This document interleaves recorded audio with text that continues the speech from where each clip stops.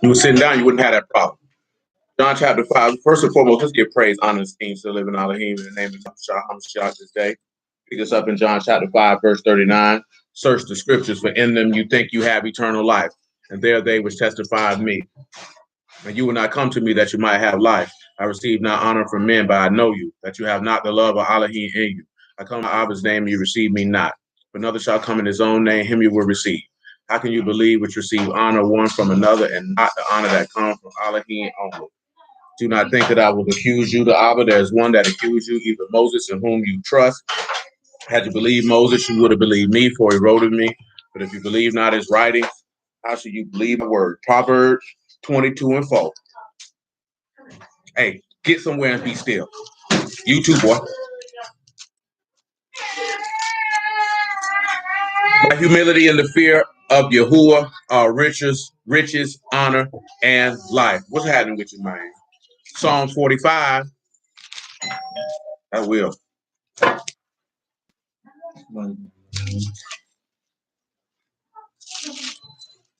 Psalms 45 and 1, I suppose.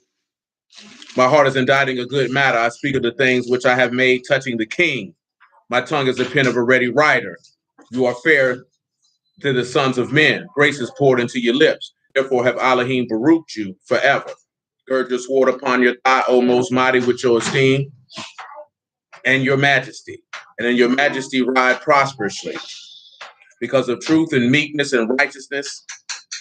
Gird your sword upon your thigh, O most mighty, with your esteem and your majesty. And in your majesty ride prosperously. Because of truth, meekness, righteousness, and your right hand shall teach terrible things. So yesterday we were looking at what that was. Yahushua son of Nun, chapter 10. And we looked at the things as it pertains to that.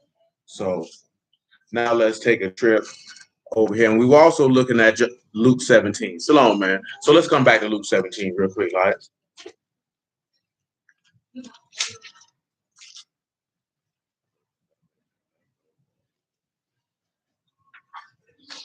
Back to Luke 17 and 20 one more time.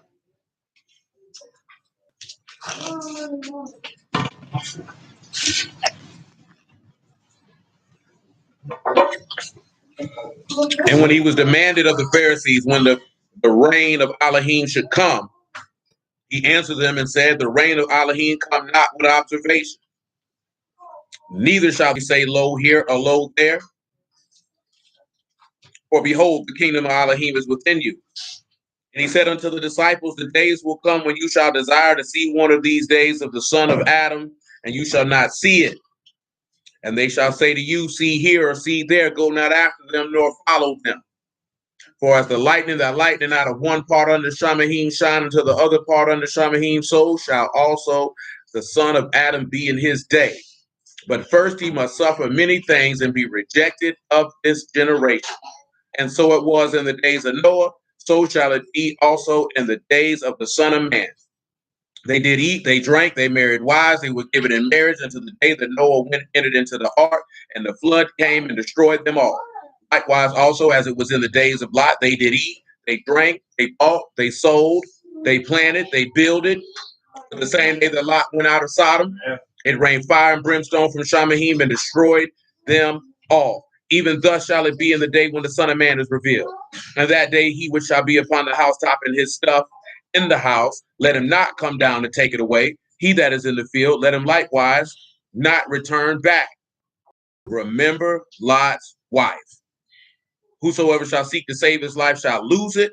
Whosoever loses his life shall preserve it. Now, we did read a psalm. I think that was Psalm 16 to be more specific, where he asked for Yahuwah to preserve his life. The reason why I ran all this down, right, because he told them that the reign of Elohim would not come with observation. And then after that, he began to tell his disciples what we just read from verses 22 all the way to 33.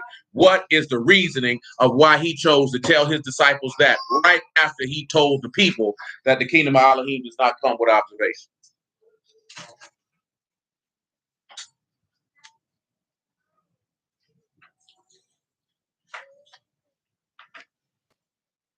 Why do you believe that? There's a significance. You have to pay attention and look at it.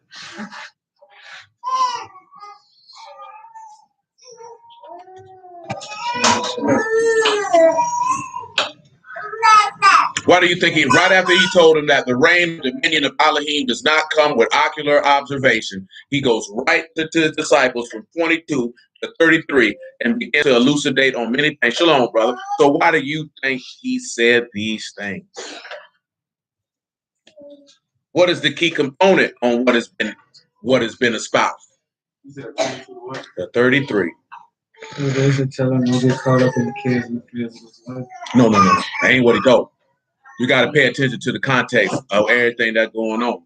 Look at what the scribes and Pharisees demanded, and then look at what he just told them. Put it in this context. But they're asking to see the dominion of Elohim. Right after they ask for that, pay attention to what he's telling them and why he told it to them. Why you ponder on that? Come over here to 1 Peter chapter 3, I believe.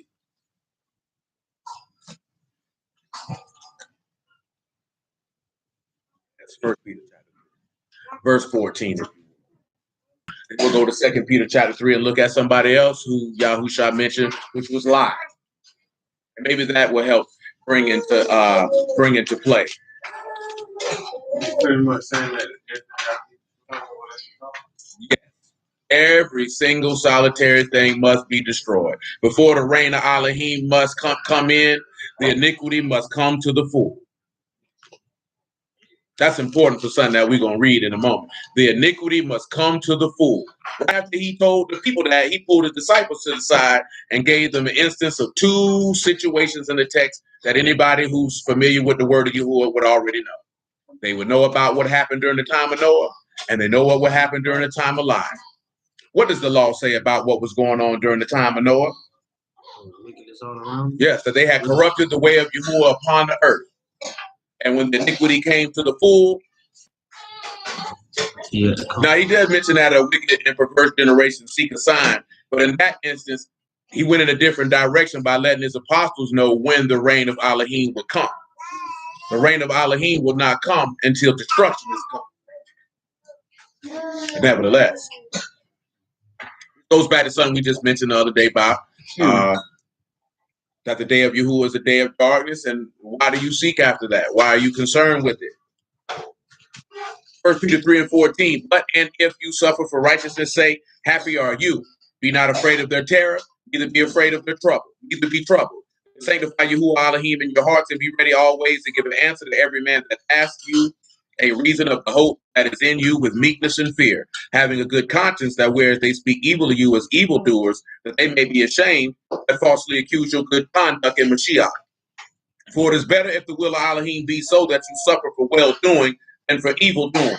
For Mashiach also have once suffered for sins, the just for the unjust, that he might bring us to Elohim, being put to death in the flesh, but quickened by the Ruach, by which also he went. Leave that baby alone. And preached unto the Ruachs in prison. We sometimes were disobedient when once the long-suffering Elohim waited in the days of Noah while the ark was a preparing, wherein few, that is 8 souls, were saved by water. The like figure whereunto even immersion do also now save us, not the putting away of the filth of the flesh, but an answer of a good conscience towards Elohim by the resurrection of Yahushua HaMashiach. Now, see, we're going to talk about that in a minute. But let's come over here to Genesis chapter 6.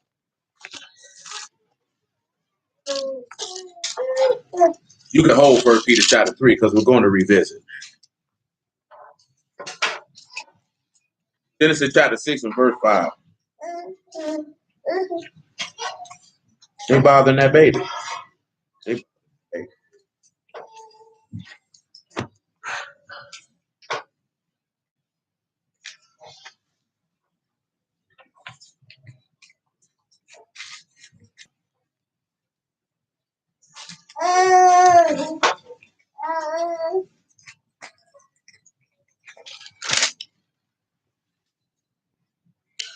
And Elohim saw that the wickedness of man, this is Genesis 6 and 5, wickedness of man was that great in the earth, and that every imagination of his thoughts of his heart was only evil continually. So, of course, you know wickedness is raw, and that is a disagreeable, bad, unpleasant, malignant displeasing people. So all you see consistently and constantly, all the Elohim saw, or Yahuwah saw, was a people that decided that they were going to be continually displeasing in his eyesight.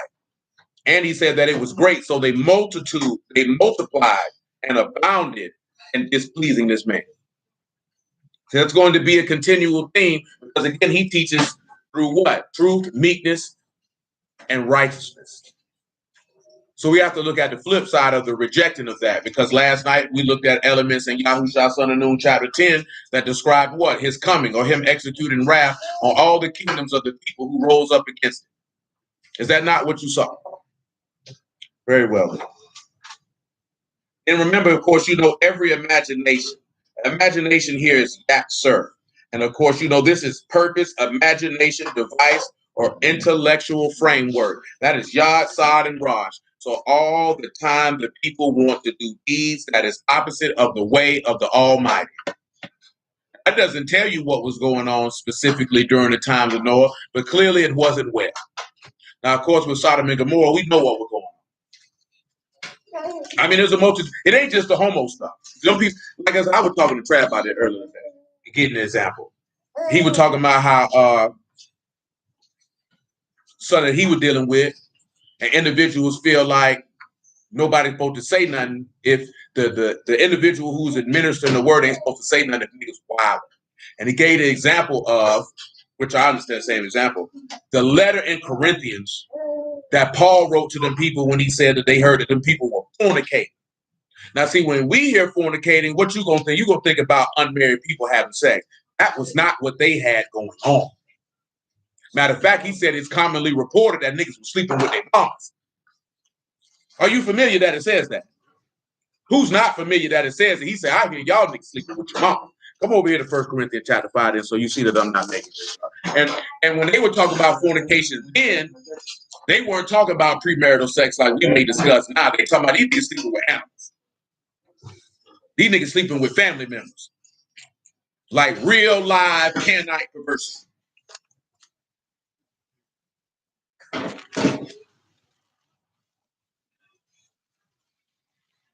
First Corinthians chapter 5 and verse 1. That's why you see him say that in Corinthians about purging out the old leaven and being a new lump, because them boys was violent. This is what it says, starts off. It's reported commonly that there is fornication among you. And such fornication is not so much as named among the Gentiles that one should have his father's wife. He said, boy, the Gentiles don't even do this here.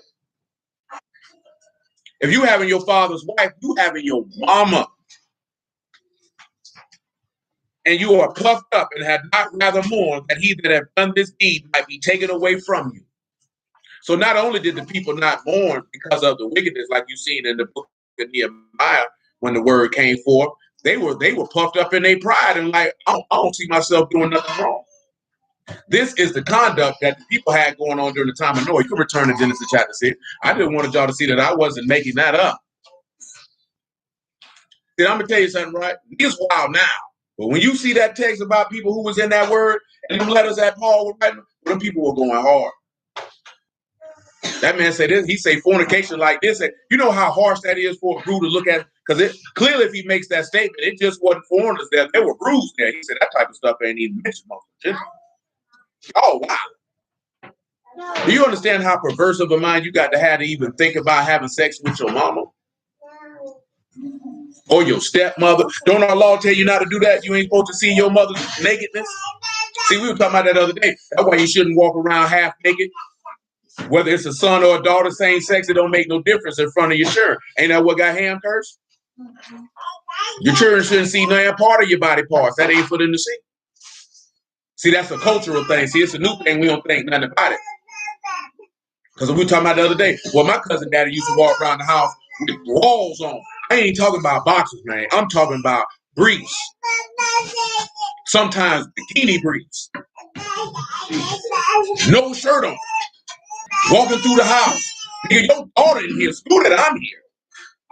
I'm talking about her daughter's in here. And you walking through the house in your drawers like this ain't no big deal. Like, nigga, that's nasty, cuz. Nigga is seeing your genital bulge. As a child, I don't want to see that. Nigga, I'm disgusted. He ain't see no problem with it.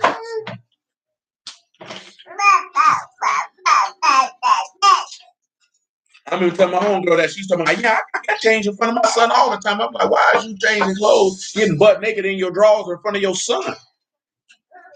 Nigga, that's inappropriate. That nigga don't need to see that.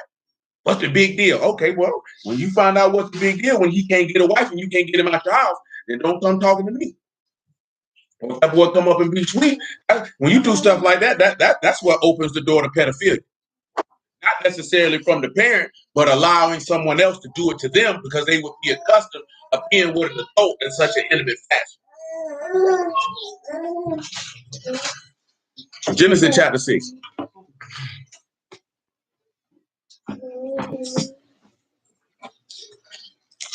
And of course, y'all know for thoughts, that's Makashaba, which is your plots, plans, purposes, and devices. So basically, he's telling you that all these people thought to do was to do evil. And of course, it ends with when it says evil continually. So he said that's all they sought to do every day. 6 and 6, it repented Yahuwah that he made man on the earth, and it grieved him at his heart. Yahuwah said, I will destroy man whom I've created from off the face of the earth, both man and beast, creeping thing and the fowls of the air. For it repent me that I have made them.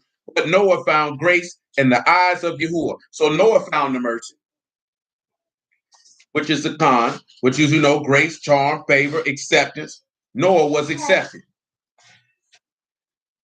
What would get him accepted? Just like what we were talking about in Genesis chapter 4 with Cain. Because I told you we got to deal with that too. Going the way of Cain, going the way of Balaam, and going the way of Korah. He did well. What did he do well? Noah believed in Elohim. That's what he did to do well. These are the generations of Noah. Noah was a just man, perfect in his generations. Noah walked with Elohim. Y'all know what that is? That means he was a Zadok man. He was a dot, and he was Tamaim. If I want you to focus on generations or why he was perfect in his generation, which you know is door. That means he was perfect in his dwelling place, in his generation, in a period of time, in his habitation. That goes back to some of the stuff we were looking at in Job, that he put iniquity far from it and didn't let it dwell in the midst of his tabernacle. The same way that Yahushua did. But you're looking at grace. Do y'all remember the significance of Noah being saved and Shem, Ham, and Yafet? What's the significance of that? I was just saying, showing Yasharel and all the surrounding ones can be saved. That everybody gonna be saved, because every single solitary race of people come from Shem, Ham, and Yafet. See, like I said, we talked about that before. Them Brews don't want to have that conversation because he saved them too. And they were saved because they were in the ark that was prepared by him who has comforted the ground, which he has cursed. And he made a safe place for them to dwell in the midst of wrath. See, come over here to First Thessalonians chapter 5.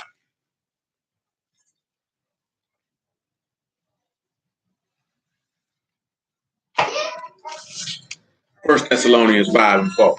See, the people during the time of Noah, see, they slept. Let me say he was a preacher of righteousness. That means he preached faith. See, a lot of people look at it, he preached the law. No, he did the same thing that Malachim did in Revelation 14. You got to repent and believe the gospel and serve the living Elohim and fear before him and worship him. And then people say, no, we don't do that. Come on out here. He said, but you brethren are not in darkness. This is 1 Thessalonians 5 and 4, that day should overtake you as a thief. You are all sons of light, and you are the sons of the day. We are not of the night nor of darkness. Therefore, let us not sleep as do others, but let us watch and be sober. What was Noah doing? We're watching. What did we just read in Mark 13 yesterday? To watch. See, that's what a lot of people's problem is they're not watching for nothing. He say, for they that sleep in the night, and they that be drunken are drunken in the night.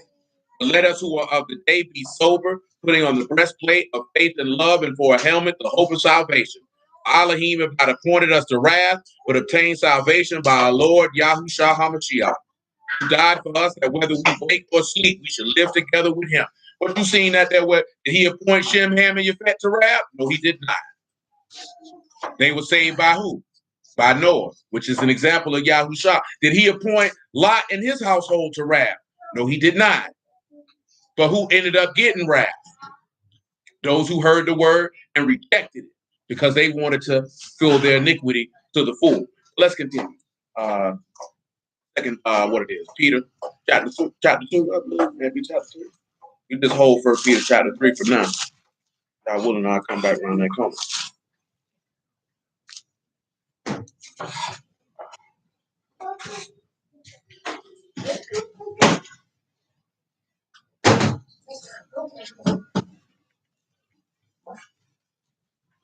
If it's on here, or is the page gone? Yeah, okay. 2 Peter chapter 2, verse 1. You know what, Dylan, since I'm talking about it, and then going back what I'm finna grab that came to my mind earlier today, we'll probably deal with the way it came, Balaam and Korah right now. Isolate and move on forward. 2 Peter chapter 2 and verse 1. But there were false prophets also among the people, even as there would be false teachers among you, who privily shall bring in damnable heresies, even denying the Lord that brought them, bringing upon themselves swift destruction. You don't see that with Noah, but you'll see that during the time of Lot. We're also going to see that with who? With Korah. We're going to see it with Cain, and you're going to see it with Balaam. Many shall follow their pernicious ways, by reason of whom the way of truth shall be evil spoken of. You'll see that more so with Korah. Of course, you see that in regards to the scribes and Pharisees. Some of those things we're not going to reiterate on because we've already kind of looked at it already. Because many people follow the scribes. They brought in damnable heresies, and of course, you know clearly they deny the Lord who brought them. He said, through covenant shall they with vain words make merchandise of you, whose judgment now of a long time lingered not, and their damnation slumbered not. For Elohim spared not the Malachim that sinned, but cast them down to hell and delivered into the chains of darkness, to be reserved unto judgment, and spared not the old world, but saved Noah, the eighth person, a preacher of righteousness, bringing in the flood upon the world of the ungodly, and turning the cities of Sodom and Gomorrah into ashes, condemned them with an overthrow, making them an example unto those that after should live ungodly, and deliver just Lot, vexed with the filthy conduct of the wicked. For that righteous man dwelling among them, and in seeing and hearing, vexed his righteous soul from day to day with their unlawful deeds. The Lord know how to deliver the godly out of temptations, and to reserve the unjust until the day of judgment to be punished. But chiefly them that walk after the flesh and the lust of uncleanliness and despise government, presumptuous are they, self-willed, they are not afraid to speak evil of dignities. Whereas which are great in power, might bring not railing accusation against them before the Lord. But these as natural brute beasts, made to be taken and destroyed, speak of evil things that they understand not. And they shall utterly perish in their own corruption. And they shall receive the reward of unrighteousness, as they count it pleasure to riot in the daytime. Spots they are and blemishes, sporting themselves with their own deceivings while they feast with you. See, that go back to what we read in Corinthians, what Paul had them going on. The people was living real sour and took delight in that as they were sitting down to the feast. Same thing as you. When it says speak evil, that's like speaking on the right. Hold on, I give you the Greek word.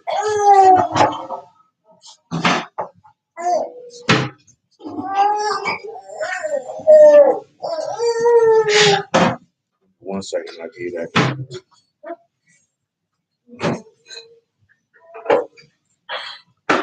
When you have dignities here, you have doxa. These are people who have no problem having opinion, on judgment.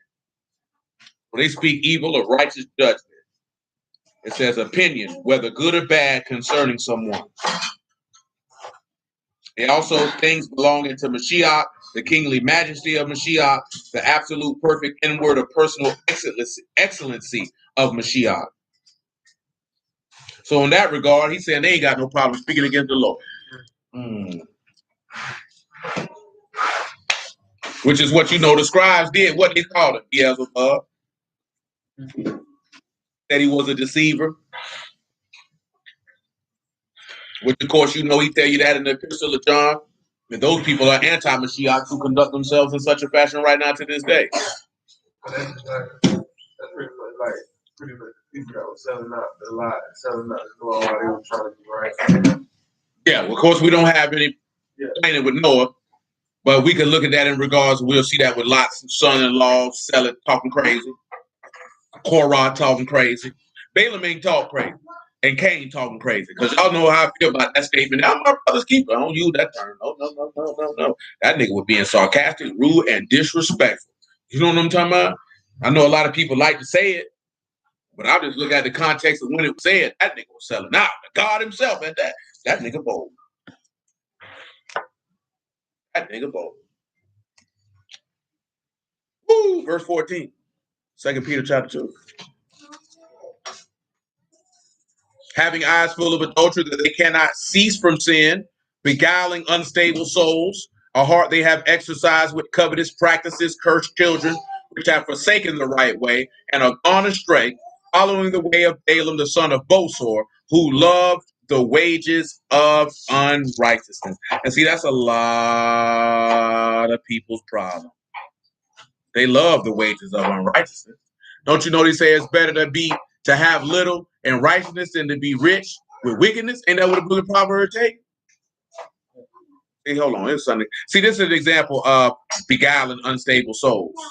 That meme that I had put in that this woman actually said that the true nature of man and woman, this is what we've been taught by this misogynistic rulers of Babylon.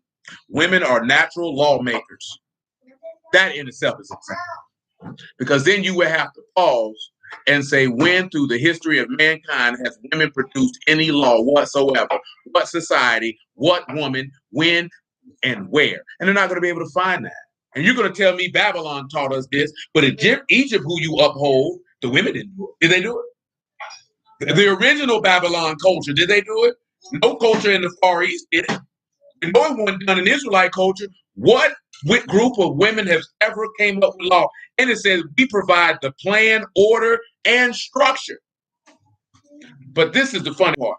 The same woman who say this will say they want a man to plan everything. Do they not? That they need the structure and order from the man, and men are not being men, because that sounds like a leader. That's what that sounds like to me. That sounds like that the woman is the leader, and it says, and the man is the authority. He makes sure that all the family, not even just his wife, but the community as well, has planned to do is done. He enforces it all. That's not to be confused with controlling. Why would a man want control? That defeats the purpose of family and community. This is yet another tool to destroy the divine black family. See, this is pure and utter nonsense. But see, then I seen a brother who deal with the word. He said something worse than that. I don't know if I shared that with y'all. Let me see if I have shared. Oh, I did. I thought I did. And I saw that while I was driving, but I did not. This nigga says, I no longer see the creator as only a male creative, but being as a heavenly father and mother united in one purpose. This is also one of the original teachings of Yahushua ben Yosef, or who the world calls Jesus, that was suppressed. When he was talking about blaspheming the Holy Spirit being unforgivable, he was talking about the divine feminine creative principle, or the divine mother. That's how you know it's hope. See, this is what he's talking about. The thoughts of your heart are evil continually, and you're walking in the imaginations of your wicked heart. That man ain't never said nothing like that. That man ain't never did that. And just like what Lil Duval said, that shit, if God himself came down right now and told us he was wrong, niggas would still try to justify and explain why they not. And that's just what them scribes and Pharisees and all the people did while this man was on the earth. Did they not look the man in the face and tell him how they wasn't wrong? Now you got a cornball hoe over here talking about women create structure, plans, and law, and then a nigga who over here backing it up talking about, oh, he's male and female at the same time. And if you blaspheme the Ruach, you blaspheming the mother goddess. Get your stupid butt out of here, boy. This is what you're dealing with. But why are you dealing with this? Matthew chapter 24. See, this is what all this is talking about. People going to follow those pernicious ways. They're going to speak evil of the way of truth. And unstable souls are going to be deceived and follow behind it. That's what happened during the time of Noah. That's what happened during the time of Lot. And that's what happened during the time of Mashiach. And that's what's going on right now. Matthew chapter 24.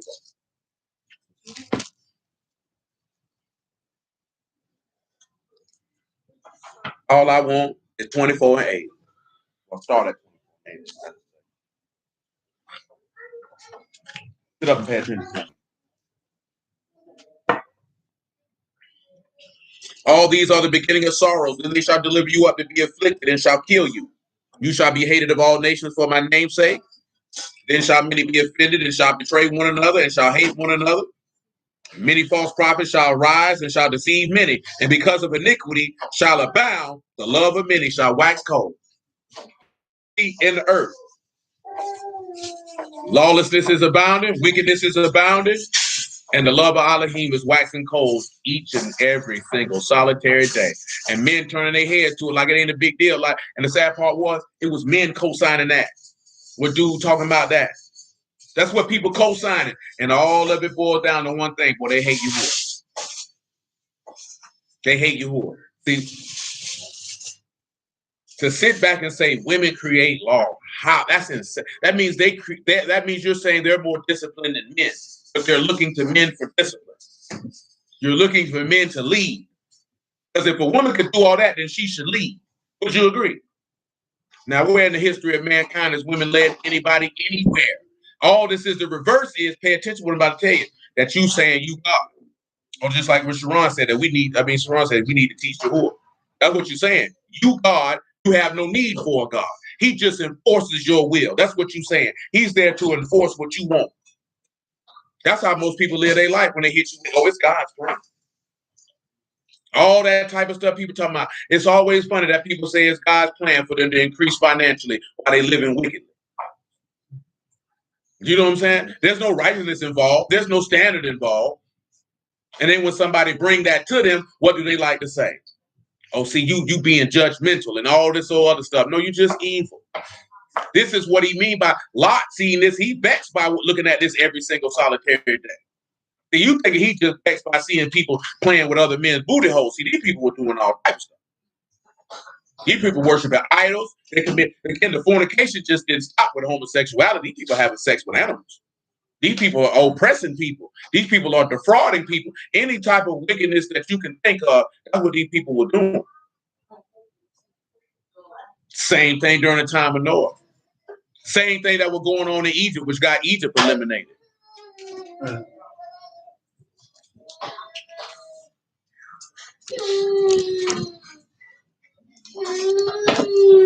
Girl, don't come over here with that.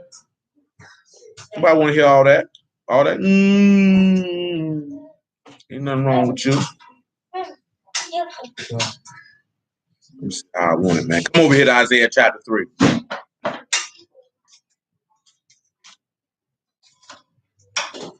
Isaiah 3 and 5. Do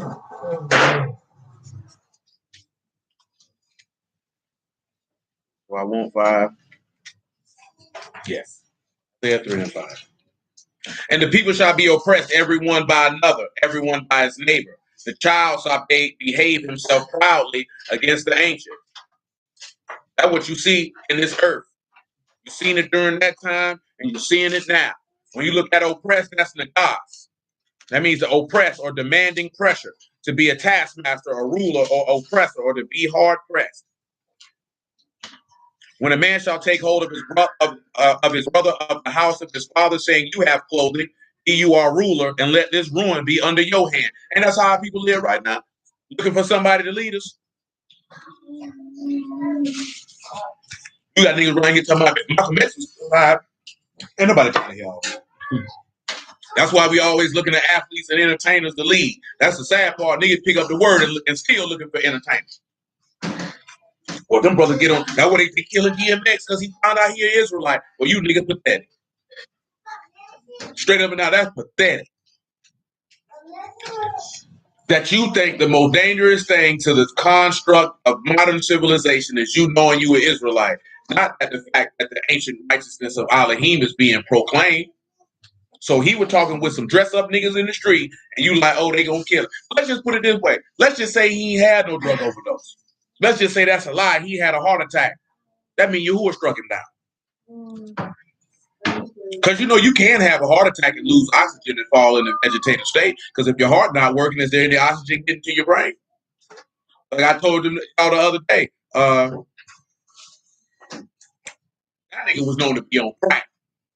Crack don't make a nigga overdose. Now crack might make a nigga have a heart attack. You know what I'm saying? You know what I'm saying? Because it speed up your heart rate. Yeah, man. That's the first thing every group. See, he was just out there talking with her. They want to kill him. Well, why they ain't kill Chingy, nigga? T.I. said it. Why he still alive? Boys, the Men been on it for decades. Why they still alive? Don't tell me because DMX got some twang. Ain't nobody been looking for a DMX album for 15 years. Ain't nobody think about DMX other than he pop up some. They just got happy because they seen him in the verses. He looked well. You was feeling nostalgic and you forgot all about it. Don't tell me DMX is a voice for the people. That's a bold-faced lie. He never has been and never will be. That's how niggas act. He a voice of the people. Ain't nobody listening on DMX. Not on that level.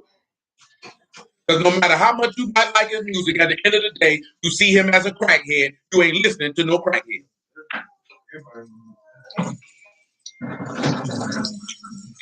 You know what I'm saying? It don't matter how he got on crack. Ain't no time to play. Don't talk about that brother like that. Let's just be honest and stop pussyfooting around with the foolishness.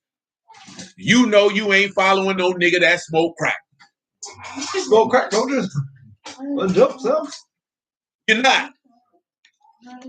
And we know you're not. Nigga like this here, because you already know. You see a group of niggas, they following somebody that smoke crack, first thing in your head, them niggas must smoke base too. That's the first thing you gonna think. You be like, yeah, that nigga music fire and all, but I ain't you listen to this nigga. This nigga smoke rocks.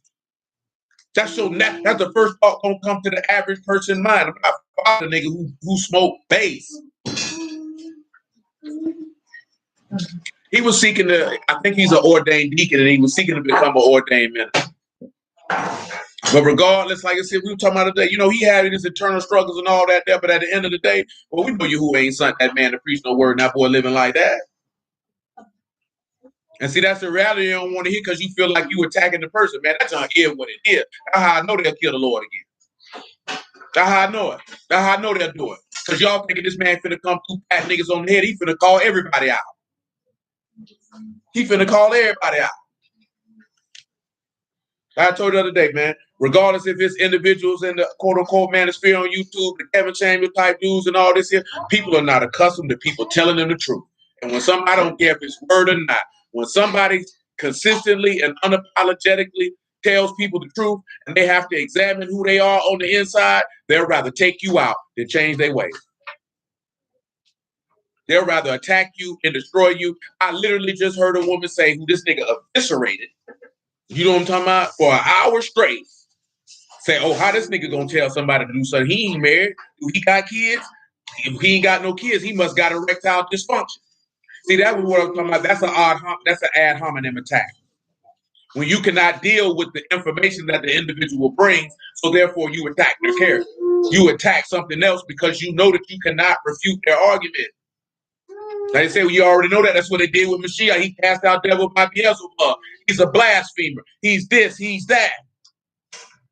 That's why he told you, he said, you know what? If they hate me, they're going to hate you also. If they persecute me, they're going to persecute you also. Because you're going to be saying the same things that I'm going to be saying. That's right, Saran. As Amos 5 said, to despise him who rebuke and negate.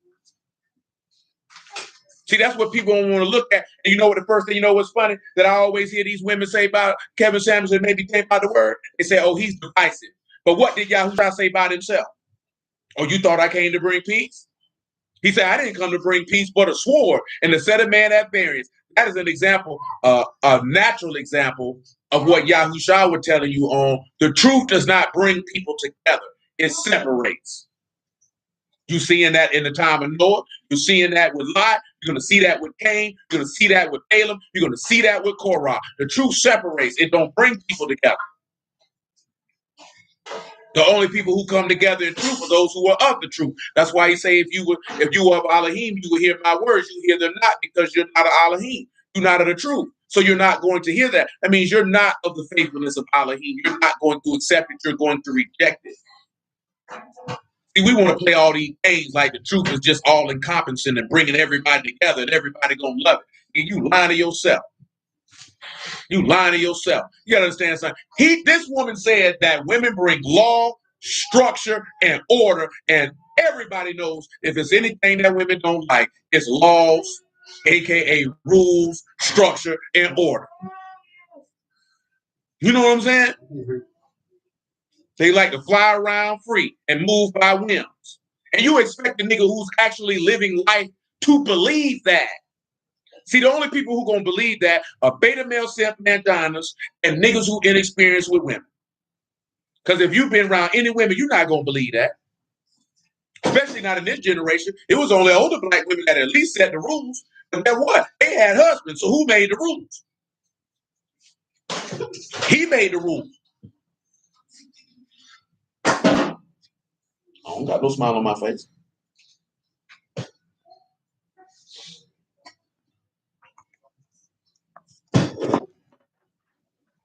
Back Isaiah chapter 3, verse 7. And that day shall he swear, saying, I will not be a healer, for in my house is neither bread nor clothing. Make me not a ruler of the people. You know who that is? That's John the Baptist. Ain't that what they were grabbing him to make him say, you Mashiach? Oh, no, I ain't him. Hey, what he told her, I ain't got no bread or no clothing. He said he ain't got no ruach and he ain't got no bread of life. You say Zechariah 5? All right. He say, for Jerusalem is ruined. Yahuwah is fallen, because the tongue and their doings are against Yahuwah to provoke the eyes of his esteem. They show their countenance, to show up their countenance do witness against them. They declare their sin as Sodom, they hide it not. Woe unto their souls, they have rewarded evil unto themselves. Now let pause and come over here to Genesis 18 real quick. Let's see if they declare they sin and don't even hide it. Let me read this here. Say you to the righteous, it shall be well with them, for they shall eat the fruit of their doings. But destruction unto the wicked, it shall be ill with them, for the reward of his hands shall be given him. Let's go over to Genesis 18. Let's see if they declare they sin and they don't even hide it.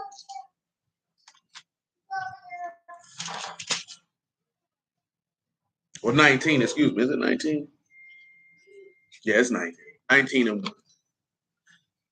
There came two Malachim to Sodom at even. Lot sat in the gate of Sodom. Lot, seeing them, rose up to meet them, and he bowed himself with his face toward the ground.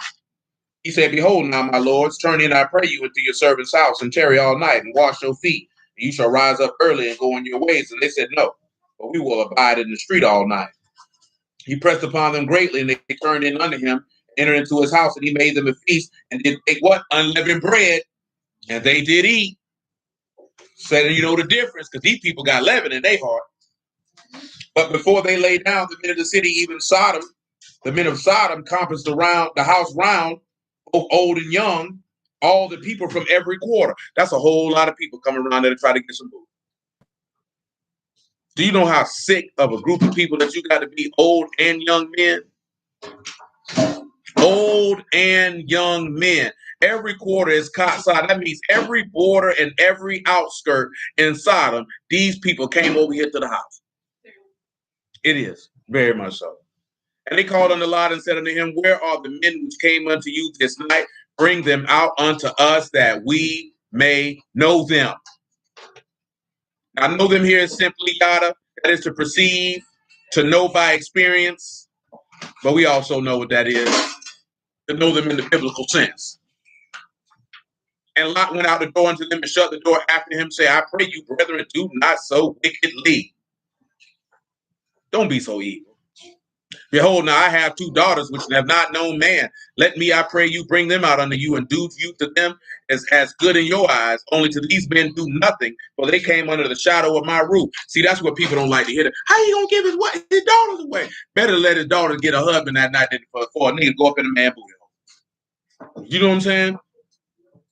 Because these men wanted to seek to run a train.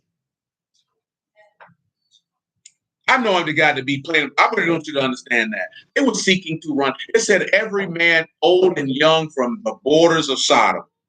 Nigga came all from around the city looking to have sex with two men that they had never seen before. And they said, stand back. And they said again, this one fellow came in to sojourn. He needs to be a judge. Now we will deal worse with you than with them. And they pressed sore upon the man, even Lot, and came near to break the door. They found a rape son. But the men put forth their hand and pulled Lot into the house to them and shut the door. And they smote the men that were at the door with blindness, both small and great, and they wearied themselves to find the door. See, this go like this here. Remember when we was reading, he said, if you say you see, now your sin remains. See, this is also the key component of when he coming to heal the blind, because some people want to stay blind. And what they say, they weary themselves to find the door. See, every individual who rejects the word of righteousness, they weary themselves. They can't find the door. Let's look at weary. That's la'ah. You know what that is? They impatient. They grieve. They tired of something. They exhausted. Can't get saved. What's going on? That's what you see right now. It's a lot of men in these days and times, he done smote them with blindness, and they wearying to find the door. Where's that? Can't find it. Because you ain't getting in here, nigga. That go back to when he told you they knocking on the door, talking about, let us in. He said, boy, who you here? Boy, I don't know you. That's why he told you to enter in at a straight gate, because if you there that find it. And the man said unto Lot, have there any besides? Have you here any besides son-in-law and your sons and daughters? And whatsoever you have in the city, bring them out this place. For we destroy this place, because the cry of them is waxing great before the face of Yahuwah, and Yahuwah has sent us to destroy. You see how they declared they sin and didn't even hide it? Once they said what they came out there for, then they tried to break the door down. Lot went out and spake to his son-in-law, which married his daughters, and said, up, get you out this place. Yahuwah will destroy this city. But he seemed as the one of them that mocked unto his son-in-laws. They think he just talking. Remember, that's Sakak. That's the they think he playing. See, that goes into what you said. A lot of people think this man playing. A lot of people think this man playing. This man is not playing. They thought Mashiach was playing. See, this is the difference. Sharon put it in there. That's being an austere man. You know, men can joke and play whatever the case may be. But when you're dealing with a man who's in his masculine frame, that man is very serious more often than not. The proper word to use in this day and time is stoic. That's how you know that women ain't set no law, no structure, no order, because they're not serious the majority of the time. In order to lead and build something and direct something, you have to be a gravely serious individual. There's no time to play. Like I said before, you ain't never heard no man say he need a break from his kids, break from his job. That man will work till he dead. He'll work till he dead. Women got to try to go on vacation 2 to 3 times a year. I need a break from my kids because you want to go out here and play. See, what that leads to a lack of productivity. That's what I was talking about when you're dealing with procrastination last night. You procrastinate, that actually stifles your productivity. And what does that mean? Because what did he say? You got a lot of people who delay on serving Yahuwah. Like they got time, and it delays their productivity. And by the time you see, the foolish virgins is an example of that. You delayed and you procrastinated. Now you can't produce. Now there's no fruit for him to take off the fig tree. He's going to damn it. Because you were waiting, because you thought you had time to do this and to do that. But then you have to realize none of us have time. You only have the minute in which you're actually breathing. Because tomorrow is not promised to you. He's already told you that your life is but a vapor. And you have no idea what the next day is going to bring.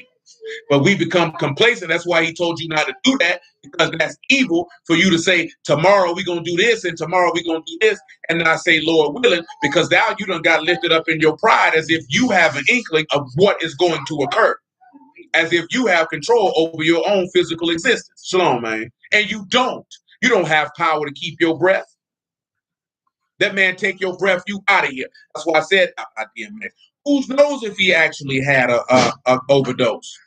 But if he had a heart attack, there's nothing that he could have did to stop it. Absolutely nothing you could do to stop it. When it's time to go, it's time to go. It tells you that in Ecclesiastes, you have no power in that war to discharge life and death. That's outside of your hands. It only belongs in the hand of one man. And that's why he told you to grab hold to the border of his garment and go with him. Because whether you wake or sleep, you'll have life. See, we don't want to have that conversation. That's why niggas want to say they God, but nigga can't stop himself from dying. You a God who died. That's why they come up with this shit. See, energy don't be destroyed, brother. It's only transformed. Niggas right here, I'm talking to the ancestors. You're a jackass. Niggas, these same people will mock you for praying to Yahuwah, and then they talking to dead people. And the dead people talk back. And these niggas, Zechariah chapter 5. Let me get this for this other.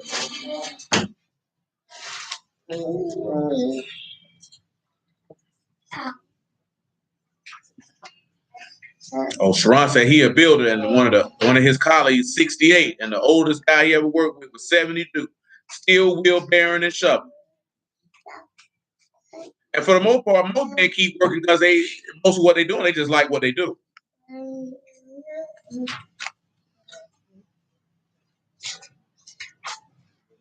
Yeah, that's what I'm about to say. I definitely keep it on. My grandma retired when she had her first grade.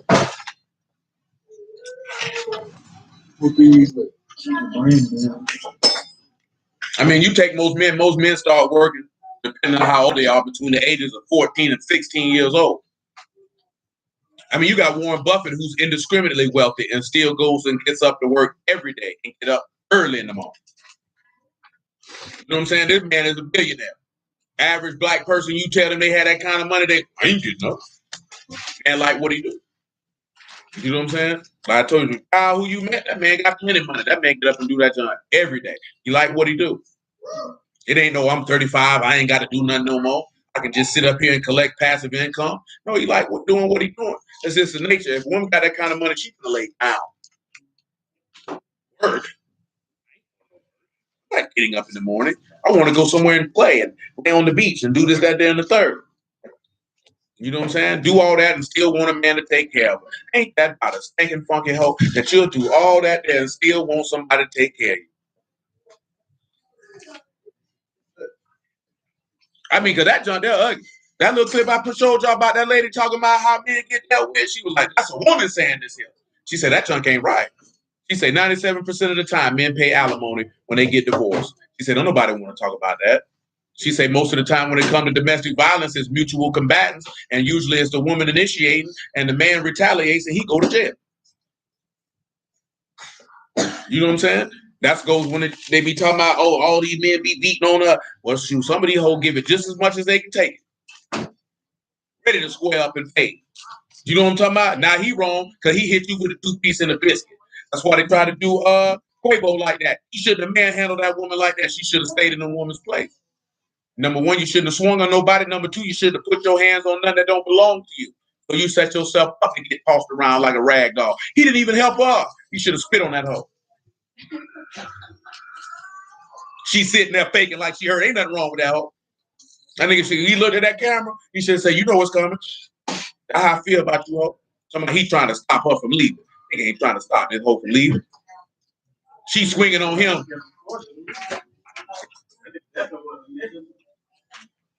Got more to lose. He got more to lose than she. He got more to lose than she. Zechariah 5:1, right? He said, then I lifted up, then I turned and lifted up my eyes and looked, behold, a flying robe. He said unto me, what see you? I answered, I said, I see a flying robe. The length is 20 cubits and the breadth 10 cubits. When we look at flying roll, that roll is Megala, that is a book. Then he said unto me, this is the curse that go over the face of the whole earth.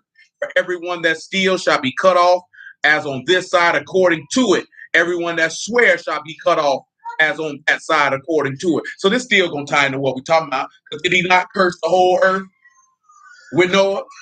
Now let's look at that, right? He said, this is the curse, which you know is a lie. Everyone that steals, that's Ganab, that's to carry away. Go by stealth. Everyone that swears, that's Shava, that's to adore or to swear by Elohim himself. He said they damn. That's why one of the reasons Mashiach told you, let your yea be yea and your nay be nay. Around here swearing on this man's name, and you get caught out of pocket. Let's continue. I will bring it forth, saith Yahuwah of hosts, and it shall enter into the house of the thief, into the house of him that swear falsely by my name. And it shall remain in the midst of his house, and shall consume it with timber thereof and the stones thereof. He said to go into the house of the thief. So Who he talking about? He said that flying roll, that flying book is going to go into the house of the thief, and he that swear by his name. Huh?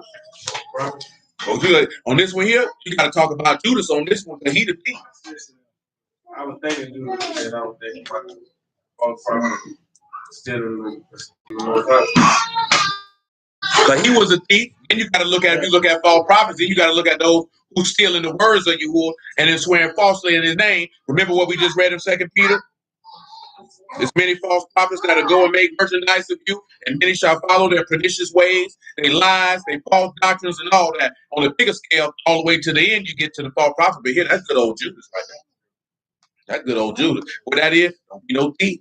Don't be swearing on this man's name. That man say that doggone word gonna rest right over the face of the whole earth. Basically, that word is going to condemn you. That's another example. I didn't read the verse in Matthew 24. He said, this gospel will go from one end of the earth to another, and then it shall be over. That's what I mean. That's right. Well, I'm at verse 5. Then the Malachim that talked with me went forth and said unto me, lift up now your eyes and see what this is that go forth. He said, what is it? He said, this is an ephah that go forth. He said, moreover, this is their resemblance throughout the whole earth. Behold, there was lifted up a talent of lead, and this is a woman that sit in the midst of the ephah. He said, this is wickedness. And he cast it in the midst of the ephah, and he cast the weight of the lead upon the mouth thereof. And I lifted up my eyes and looked, and behold, there came out two women, and the wind was in their wings, for they had wings like the wings of a stork. And they lifted up the ephah between earth and heaven. Then said I to the Malachim that talked with me, whither do these bear the ephah? And he said unto me, to build it a house in the land of Shinar, and it shall be established and set there upon her own base. Do y'all know what the land of Shinar is? That's Babel. Now think about that. He saw two women that lifted up this ephah.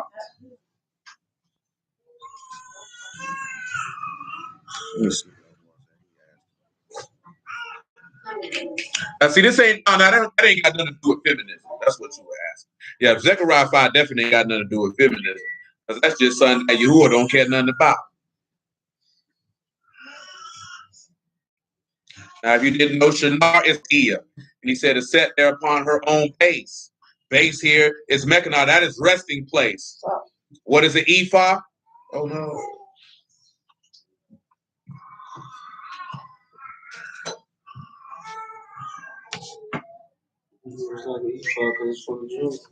No, I got it. It's unstable. An ephah is a dry measure. About 10 ohms, liquid, all this, that, there, and the third. So they lift up, you got a dry measure, and lifting up the ephah, you got to just weight and just balance. Who is these two women lifting this up? To say nothing but the whore of Babylon. Because he set their base in Babylon. So we could read Isaiah 47, Isaiah 13 for all that. We don't have the time right now. We probably have to go back to it. It's the whore of Babylon. That's just all that is. You could look at it and say the beat, but really that's just the whore of Babylon. Oh, you talking about, it ain't mentioned the two pillars here, though. Yeah, because see, then chapter 6 go into them horses, which you know is in the book of Revelation. See, that take us down the beaten path. But basically, matter of fact, come over here to Isaiah 47. I got to do that one there because he said the roll will be over the whole earth for a curse. And then it's the same thing like what we read in Revelation 14 when he said he sent the Malachim to preach the everlasting gospel. And he talked about what? Babylon is fallen, is fallen.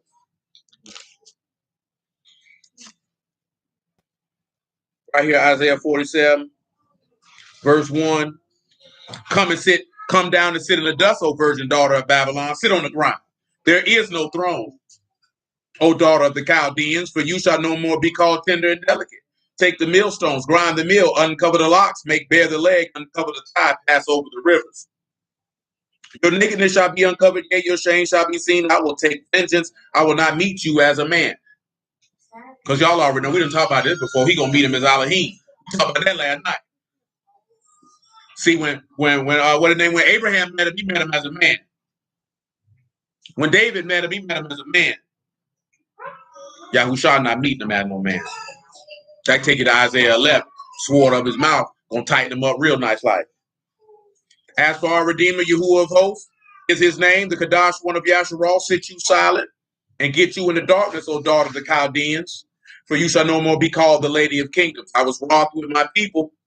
I have polluted my inheritance and to give them into your hand, and you did show them no mercy. And upon the ancient you have very heavily laid your yoke. No, that's not the same as saying I swear to God, because people say they swear to God and just be talking. To swear scripturally, you have to say, I swear by the name of Yahuwah, or more specifically, as Yahuwah lives. You can say you swear to God all day long and just be talking. But if you say as Yahuwah lives, or you swear by heaven, or you swear by the word, oh boy, you got a problem.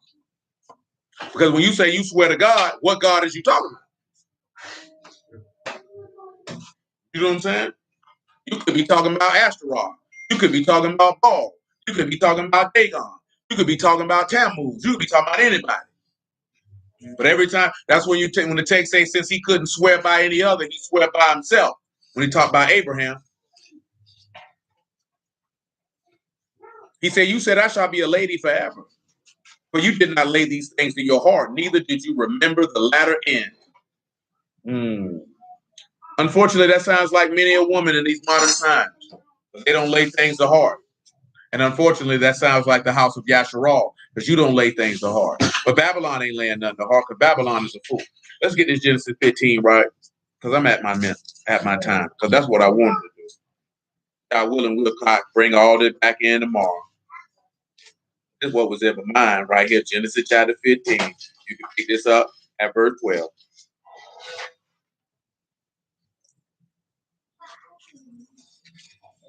And when the sun was going down, a deep sleep fell upon Abram, and lo, a horror of great darkness fell upon him. Praise Elohim. He said unto Abram, know of a surety that the seed of you, that your seed shall be a stranger in the land that is not theirs, and shall serve them, and they shall afflict them 400 years. Also that nation whom they shall serve I will judge, and afterwards shall they come out with great substance.